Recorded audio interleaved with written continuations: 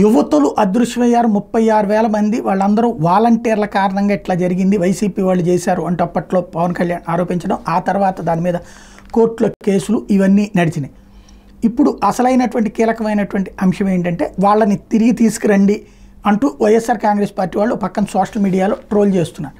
ఈ దశలో యువతుల అదృశ్యంలో కొన్ని కీలకమైనటువంటి పాయింట్లని వాసవ్య మహిళా మండలి సమరం గారి ఆధ్వర్యంలో నడిచేటటువంటిది ప్రధానంగా హైలైట్ చేసింది. హైదరాబాద్కి చెందిన ఓ యువతిని 21 ఏళ్ల వయసులో పెళ్ళయింది. 5 ఏళ్లకు భర్త నుంచి విడాకులు తీసుకుంది.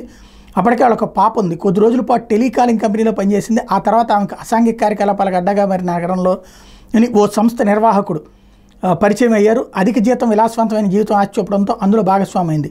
డబ్బు ఆశతో మరికొంతమంది యువతలు ఆ ఊబిలోకి దించింది.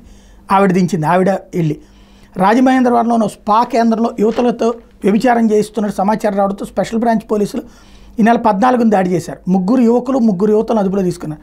విశాఖలో అనధికారంగా నిర్వహిస్తున్న స్పా మసాజ్ కేంద్రాల మీద మార్చిలో నగర పోలీసులు దాడి చేశారు. ఓ స్పాలో యువతలతో వ్యభిచారం చేస్తున్నట్టు గుర్తించారు. ఈశాన్య రాష్ట్రాలకు చెందిన 17 మంది యువతలను విముక్తి కల్పించారు.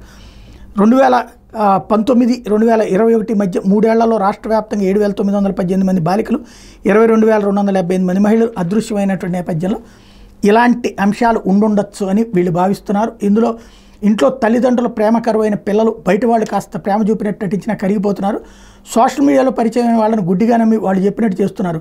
కుటుంబ ఆర్థిక పరిస్థితులపై అవగాహన లేకుండా కొందరు విలాసాలకు అలవాటు పడుతున్నారు. దీన్ని నేరగాళ్లు ఆసరాగా చేసుకుని వాళ్ళతో అసాంఘిక కార్యక్రమాలు చేస్తున్నారు.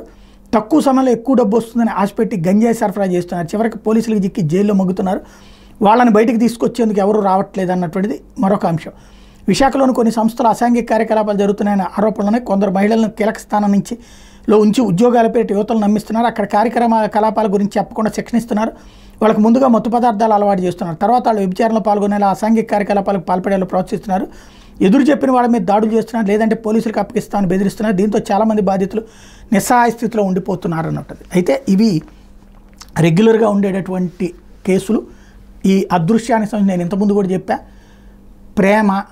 ప్రేమించి పెళ్లి చేసుకోవడానికి వెళ్ళిపోవడం, అది వాళ్ళు తర్వాత వచ్చేస్తారు, లేదా వాళ్ళు ఎక్కడున్నారో కూడా తెలుస్తుంది, కానీ కేసు క్లోజ్ చేయరు. ఎందుకంటే కంప్లైంట్ ఇచ్చిన తల్లిదండ్రులేమో నా దగ్గరికి నా బిడ్డ రాలేదు కాబట్టి నేను చేయనంటారు అని వాళ్ళు ఇక ఆగిపోతారు.